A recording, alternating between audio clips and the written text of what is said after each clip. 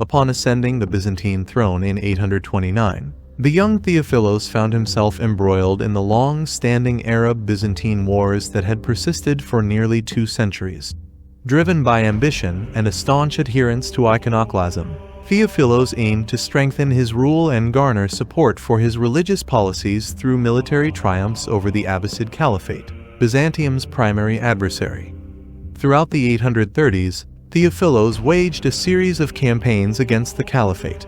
While these campaigns achieved only moderate success, they provided ample material for imperial propaganda to portray Theophilos as a victorious emperor in the traditional Roman fashion.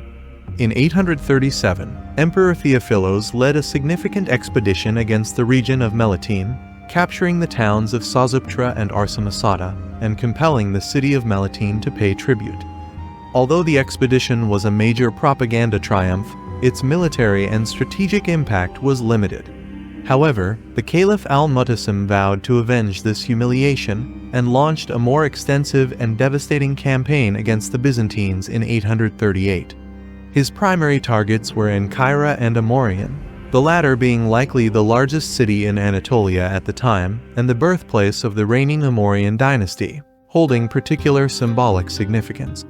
According to chronicles, al-Mu'tasim's soldiers even inscribed the word Amorion on their shields and banners. The Byzantine intelligence regarding Mu'tasim's movements appears to have been lacking. Meanwhile, the Muslim leader managed to capture some Byzantine scouts, gaining knowledge of the emperor's position blocking his route on the Halys. This crucial information was relayed to Afshin, the commander of the first column, which then advanced to the significant Byzantine military assembly point at Dazimon. The terrain in the area mainly consists of rolling uplands intersected by occasional depressions with marshes and mud flats and sparse woodland. Subsequently, the vanguard of the main Abbasid army invaded Byzantine territory on 19 June, followed 2 days later by the Caliph and the main body of the army. The Byzantine Emperor Theophilos learned of the Caliph's plans and swiftly departed from Constantinople in early June. His army was comprised of soldiers from the Anatolian and possibly European regions, along with elite Tagmata regiments.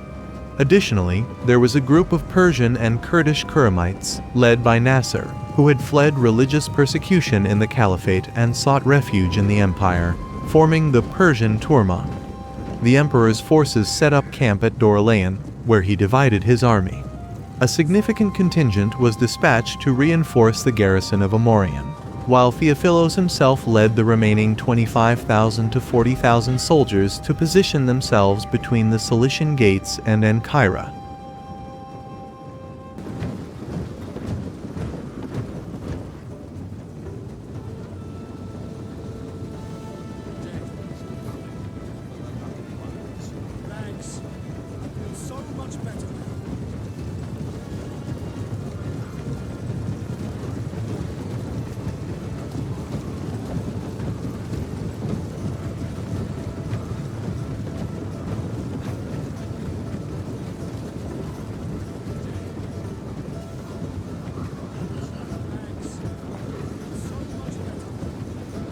The Byzantine intelligence regarding Mu'tasim's movements appears to have been lacking. Meanwhile, the Muslim leader managed to capture some Byzantine scouts, gaining knowledge of the emperor's position blocking his route on the Halys. This crucial information was relayed to Afshin, the commander of the first column, which then advanced to the significant Byzantine military assembly point at Dazimon. The terrain in the area mainly consists of rolling uplands intersected by occasional depressions with marshes and mud flats and sparse woodland. Subsequently, the vanguard of the main Abbasid army invaded Byzantine territory on 19 June, followed 2 days later by the Caliph and the main body of the army. In mid-July, Theophilos received word of the presence of enemy forces. Although Afshin's force was smaller, it posed a threat to his supply lines. As a result, the emperor left a detachment to guard the road to Ancya and led the remainder of his troops eastward to confront the enemy army. However, Muslim scouts had already extensively surveyed the regions through which the imperial forces were expected to pass and were aware of the emperor's approach. maintaining their own strength and secure position. On July 21, the imperial forces made visual contact with a Muslim force, which had taken up a defensive position. The emperor's forces positioned themselves to the south, near an unnamed hill called Anzen, from which they could observe the enemy positions. Despite advice from Theophilos's principal commanders, Theophobos and Manuel, to launch a surprise night attack, the emperor chose to wait and defer the attack to the following day, in line with the opinion of the other officers. The first light of dawn barely touched the horizon when the Byzantine army moved into position. Their armor gleamed in the early morning light, and the air was tense with anticipation. Emperor Theophilos, a seasoned commander, stood at the forefront, his eyes scanning the enemy lines. The signal was given, and the Byzantine horn blared, breaking the silence. The Byzantine forces moved swiftly and silently at first, their formations tight and disciplined. With a sudden, unified shout, the Byzantine soldiers of the one wing charged. The clash of steel and the roar of battle cries shattered the morning calm. Byzantine troops, well-trained and eager for victory, immediately engaged the enemy forces on their flank. The initial impact was devastating. The fighting was fierce and bloody. Swords clashed, and the air was filled with the shouts of men and the clang of metal. Yet, the Byzantine forces maintained their momentum. Caught off guard, the Muslim soldiers scrambled to defend themselves, but were quickly overwhelmed. Byzantine soldiers fought with ferocity, their swords and spears cutting through the disorganized enemy ranks.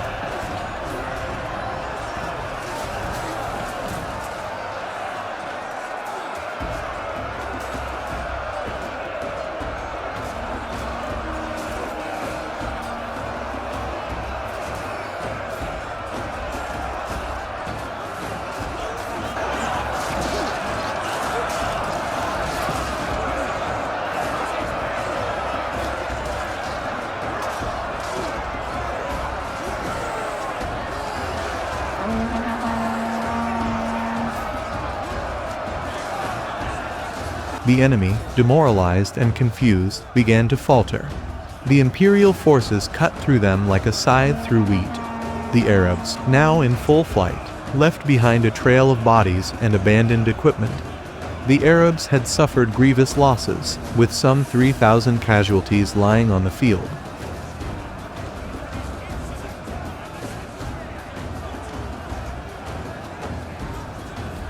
As the Battle of Anzen raged on, Emperor Theophilos watched from his vantage point atop a small hill.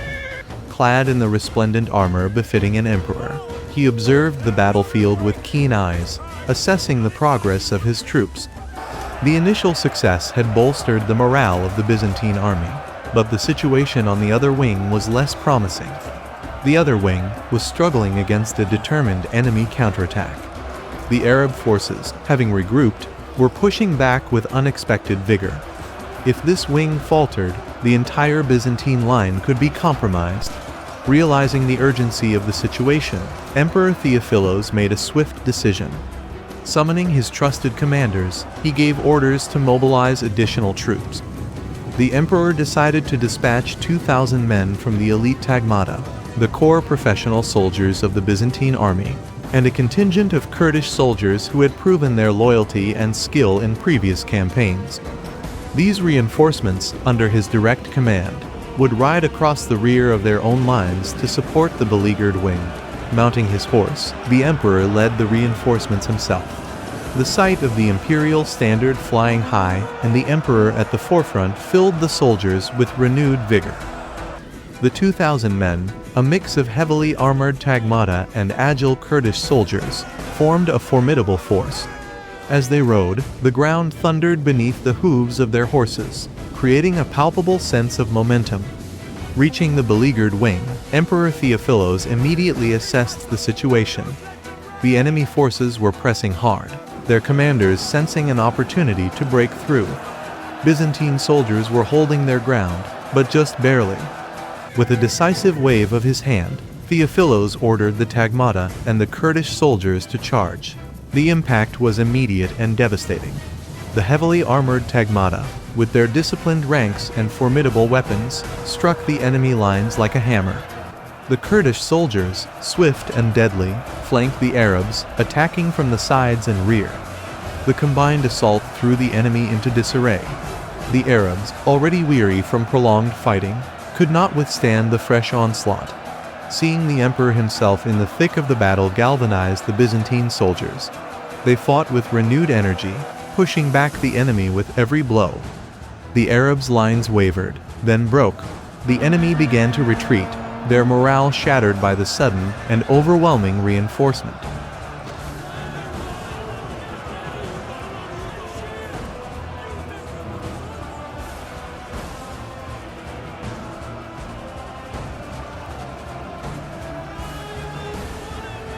The battlefield at Anzen was a scene of triumph and chaos as the Byzantine forces pushed back the enemy. Emperor Theophilos and his reinforcements had secured both wings, and the imperial forces were pressing their advantage. The enemy, however, was not yet defeated.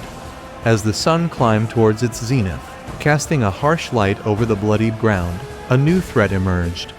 The Muslim commander, Afshin, a seasoned leader with a reputation for tactical brilliance, was not about to let the Byzantines claim an easy victory.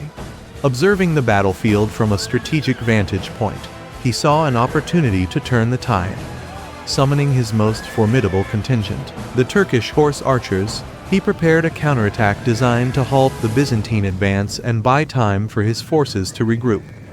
The Turkish horse archers were renowned for their mobility, discipline, and deadly accuracy. Riding swiftly and nimbly, they could unleash a hail of arrows with devastating effect. As they rode out, their commander gave them clear instructions: halt the Byzantine advance at all costs. As noon approached, the air grew tense. The Byzantines, emboldened by their success, were advancing across the battlefield, their banners fluttering in the breeze. Suddenly, from behind a rise, the Turkish horse archers appeared, moving with a fluid grace that belied their lethal intent. The sunlight glinted off their bows as they drew back the strings and released their arrows in unison. The initial volley struck with precision, Byzantine soldiers fell, some mortally wounded, others clutching at their shields and armor. The advance faltered as the soldiers instinctively raised their shields to protect themselves from the rain of arrows. The Turkish cavalry, maintaining a disciplined formation, kept moving, never staying in one place long enough to become easy targets. Emperor Theophilos quickly grasped the severity of the situation. He called for his commanders, issuing rapid orders to reinforce the front lines and deploy the archers to counter the Turkish threat. The Byzantine archers began to respond, but the Turkish horse archers were elusive, their tactics honed to perfection through years of skirmishes and battles. The Byzantine advance slowed to a crawl. The continuous barrage of arrows disrupted their formations, forcing the soldiers to adopt a defensive posture. The Turkish cavalry, emboldened by their success, pressed their advantage, their arrows finding gaps in the Byzantine armor and inflicting increasing casualties. Meanwhile, the withdrawing Arab forces seized the opportunity to regroup and reform their lines. Their commanders barked orders, rallying the troops and reorganizing their ranks. The battlefield shifted as the initially retreating forces began to stabilize, their morale bolstered by the success of the Turkish counterattack.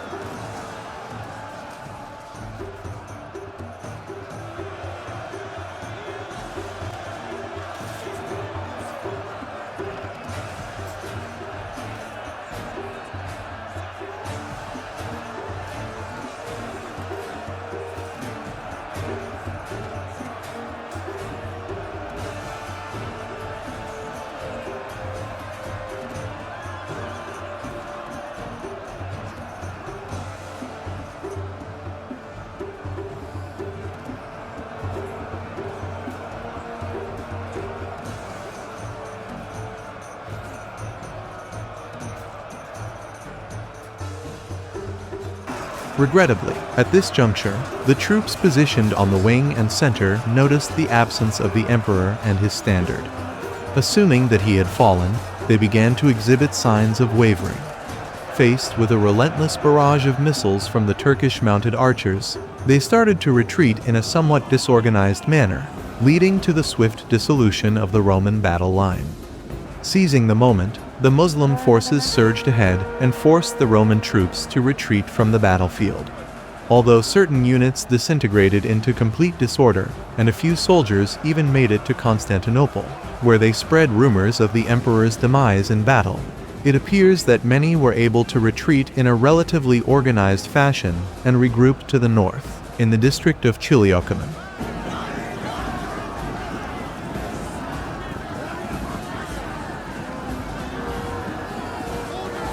The opposing forces managed to encircle the remaining units with the emperor, including the Tagmata and their leaders, as well as the Kurdish units. They isolated them on the hill of Anzen, where they established a formidable defensive stance. The intense attack from the mounted archers posed a significant threat to the emperor. But fortunately, a sudden and heavy downpour thwarted the enemy's ability to carry out their assault, as the rain slackened the tension of the Turkish bowstrings. This provided the Roman forces with an opportunity to regroup and reorganize. Based on certain sources, it was observed by one of the emperor's key officers that the Kurdish soldiers were attempting to communicate with soldiers on the opposing side in their native language. There was concern that they might desert and betray the emperor to the enemy in exchange for a pardon for their previous desertion. Simultaneously, due to the temporary incapacity of his Turkish archers, Afshin deployed siege catapults from his baggage train to dislodge the Roman units from their positions.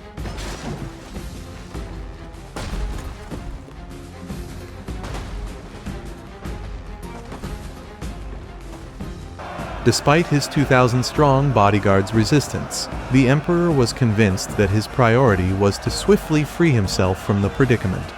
His commanders, though bloodied and weary, agreed. They understood the necessity of survival over a futile stand. With a small band of his most loyal officers and men, the emperor prepared for a daring escape. The plan was perilous, but there was no alternative. The emperor's group formed a wedge, with Theophilos at the forefront, leading the charge. They cut through the enemy forces with determined ferocity, their swords and spears flashing in the midday sun. The Turkish archers and Arab infantry, caught off guard by the sudden aggression, momentarily recoiled. The escape was brutal and chaotic. Men fell on both sides as the emperor and his band fought their way through the encircling forces. Many of his officers and men were seriously wounded in the melee, but they pushed on, carving a path through the enemy lines. Finally, after what felt like an eternity of fighting, the emperor and his small band broke free from the encirclement. They rode hard, putting as much distance as possible between themselves and the battlefield. Behind them, the sounds of battle grew fainter, but the cost of their escape weighed heavily on Theophilos's mind. Back on the battlefield, the remainder of the 2,000 men continued to resist valiantly. They fought with the courage and discipline of seasoned soldiers, but the odds were against them. Encircled and outnumbered, they were eventually forced to lay down their arms. The fate of these brave men, who had held the line to allow their emperor to escape, remained uncertain. Some might have been taken prisoner, others perhaps executed or sold into slavery. Their sacrifice, however, was not in vain. Emperor Theophilos, though deeply grieved by the loss of so many loyal soldiers, knew that their valor had preserved the core of the Byzantine. The emperor arrived in the region of Chiliocumene to the west, where he reunited with the troops who had previously deserted him. Subsequently, he regrouped with the force he had deployed to guard the road to Ankara. Faced with overwhelming enemy numbers, this unit had retreated northwest, depleting the surrounding area and leaving Ankara to its own defenses. A contingent dispatched to aid in the town's defense discovered it abandoned and received new orders to assist Amorion instead. Meanwhile, the emperor lingered at Dorlayan before returning to Constantinople to dispel rumors of his demise in battle. On approximately 27th of July, the initial Muslim contingent arrived in Ankara and ransacked the town before advancing to lay siege to Amorion at the start of August. Following a 2-week siege, Muslim and Turkish forces managed to breach the city, resulting in its swift capture, looting, and the massacre of the garrison.